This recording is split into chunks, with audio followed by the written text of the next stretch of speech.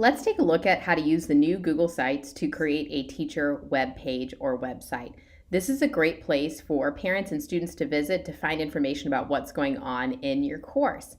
To create a new site, there are a few ways you can do this. If you go to sites.google.com, you want to click down and make sure you go to the new sites, or you can go right from your drive, click your new button, go down to more, and then find sites. Your Google site saves on your Google Drive. Once you click to create a new site with your plus button here or through Drive, it'll open up a blank site for you. I've put some information in here just about some ideas of what you might want to include on your website. It's also good to check out some examples just to see what other people are doing and what's working well to put on a class website. This website builder is very much what you see is what you get. In the middle here, this is where you actually build in and put content on your site. On the right-hand side here are our tools to change the way our site looks, to create pages, and to insert different materials and layouts inside of our site. At the top, we're going to have buttons that allow us to publish our site, add collaborators, and change the permissions on our site. Let's first start on the outside working in with themes. Google's kept it simple here. There are not too many themes to choose from. When you click a theme, it changes the look and feel of your site. Each theme that you select also comes with some options to change the accent colors and font style. And this again just keeps it simple so that if parents or students are visiting your site on a mobile device or a tablet, it's all going to look nice, clean, and simple. So once you've chosen your theme, you can change it at any time. We're going to go over to pages. So pages help organize the content of your site. Just like any website you go to, you use the navigation tools to go to different places to learn different things or to have or find different pieces of information. Your home page is what comes by default. Using your plus button at the bottom allows you to create a new page. I do want to take a second to show you that you can create a page that's a link. So when people click that, it actually takes them outside of your site to another site. So it may be a good idea to link to your district webpage, for example, and you can do that with that button with the link. Let's create a new page here. We're going to name our page. One important thing to put on your site is contact information, so parents and students know how to get a hold of you. Once you create it and click done, it's going to create the page for you and add it to the navigation right there for you. You do have the ability on Google Sites to create subpages. Subpages tuck under main pages. So let's go ahead and create one more page here. So we have our contact info. Maybe we want to create a resources page. But within that resources page, there's quite a bit of information, so maybe we want to add some subpages. There are a couple ways to add subpages. When you hover over on the Pages tab, one of your pages, 3 stacked dots is going to give you more options with that page. So if you wanted to make a copy of it or hide it from navigation, you even have the option to add a subpage, which is what I'm going to do here. So maybe these are advancement resources for kids that are maybe a little ahead or want to look at some different materials. I'm going to click done. It's going to create that as a subpage. Again, it's all the work's being done for you. It's creating that. Now you can see tucked under the resource page is advancement. Another way to make a page a subpage or to rearrange. So I'm going to create another page down here. So maybe this is our online book resources. I'm going to go ahead and create that page. Notice I forgot to make it a subpage, so it's just popping up as a regular page. I'm going to hold down on it and I'm going to move it so that it is tucked under resources. You can rearrange any of these just by taking it and moving it. If it creates a line, that means it's going to be placed as a main page in that spot. If I hold it and release it as a box over another page, it's going to become a subpage of that page. So you can rearrange these however you want, just under pages. So that is the basics of how to set up your pages, rearrange them. Again, you always have more options with your 3 stacked dots. Let's go back to the insert menu now. The insert menu is where we're going to find where we can click to add in text, images, pull something from your drive. There are layouts on here. There's also some newer features like adding a table of contents, adding an image carousel. There's a couple different buttons on here that you can kind of check out and see. So we're on the insert menu. We're back on our home page. Let's talk about designing the site and getting some content on there. Every single page you create has the option to change your banner. So when I'm hovering over, again, this is true on any page. When I'm hovering over my page, I'm going to click header type, and you're going to see that there's some options here. So a sub page, maybe a very simple title only banner. large banner. Is going to cover your entire page. So when someone opens it, they're only going to see that. I usually like to stick with just a banner or title only. I'm going to do a banner since this is my home page. Then I have the ability to choose an image. I can upload an image, or I can select an image and search the web. Google also has a gallery here of different kind of basic patterns that I can put in my background, or I can do a search, I can pull from my drive, etc.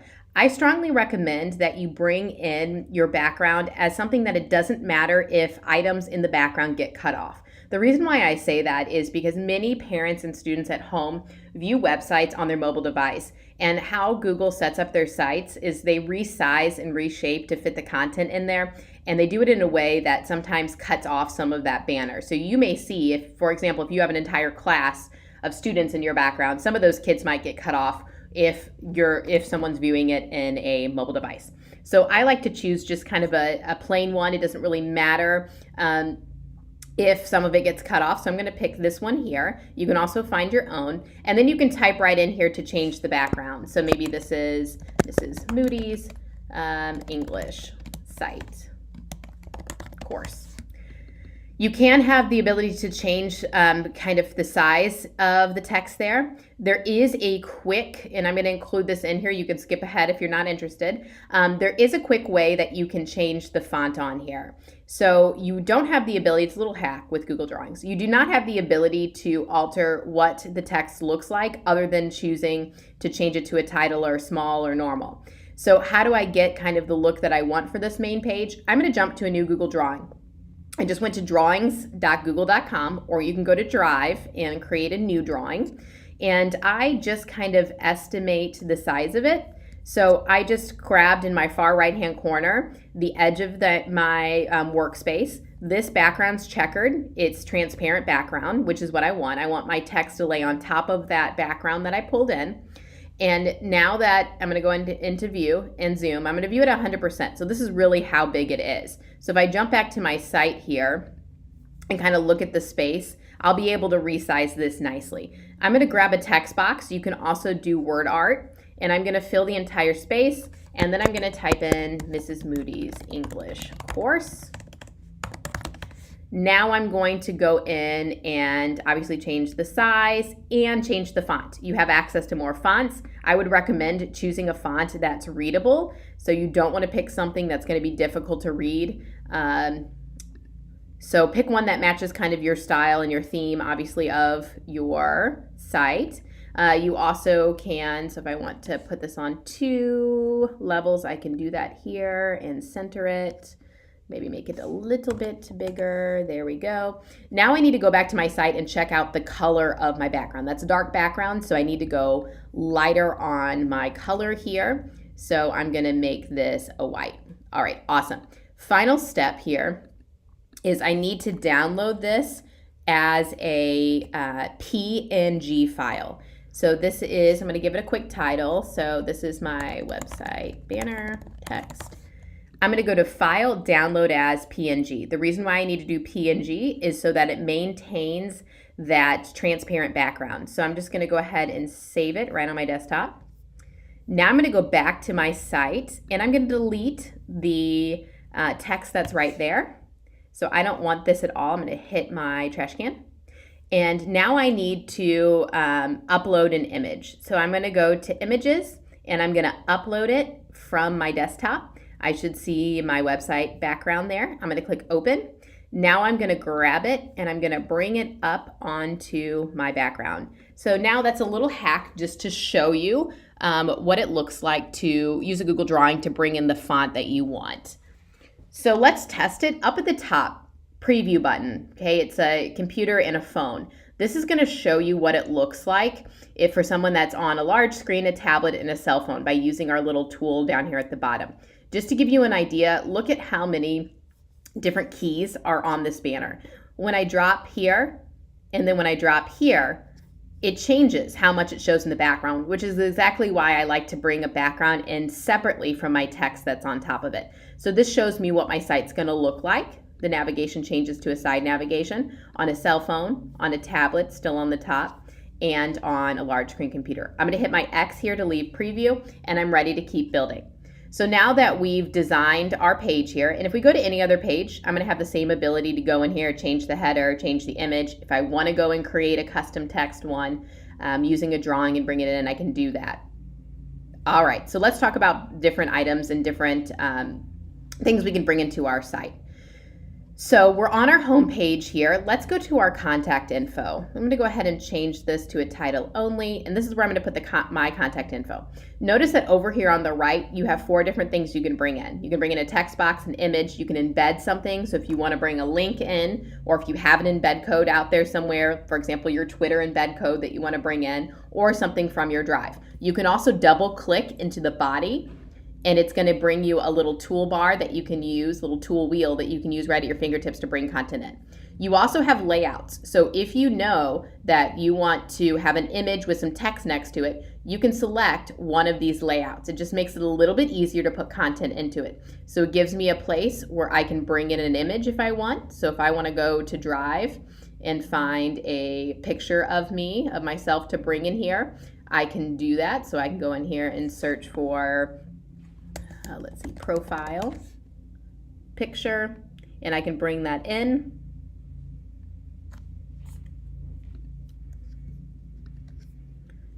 Okay, and then I can go in if I want to uncrop it, and then I want to make it smaller. I can edit my photo a little bit here, and I can start typing in my text. I could also choose to bring in an image this way, text box. I can rearrange things.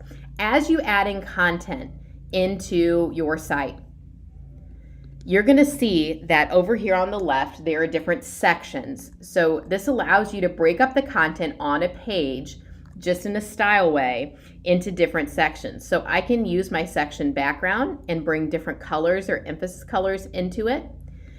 I can also move them around if I have more than one.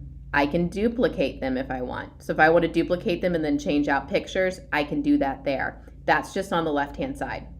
Let's talk about some of these other tools. So if you have a long list of things, you can create a table of contents that'll just jump people down to different sections of information. The image carousel is really nice if you have some pictures that you want to have rotate through, maybe of your class working on projects, for example. Buttons are little links.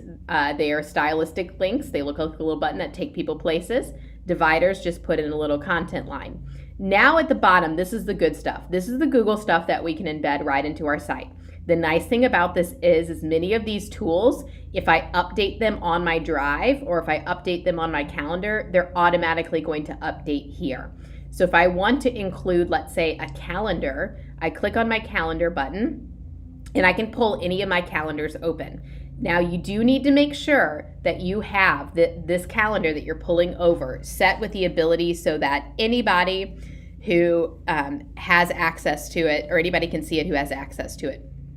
So you can make this bigger. So I would go to calendar.google.com, go into that calendar settings, and make sure that it is public so that anybody who has access to it, anybody with the link, can view it.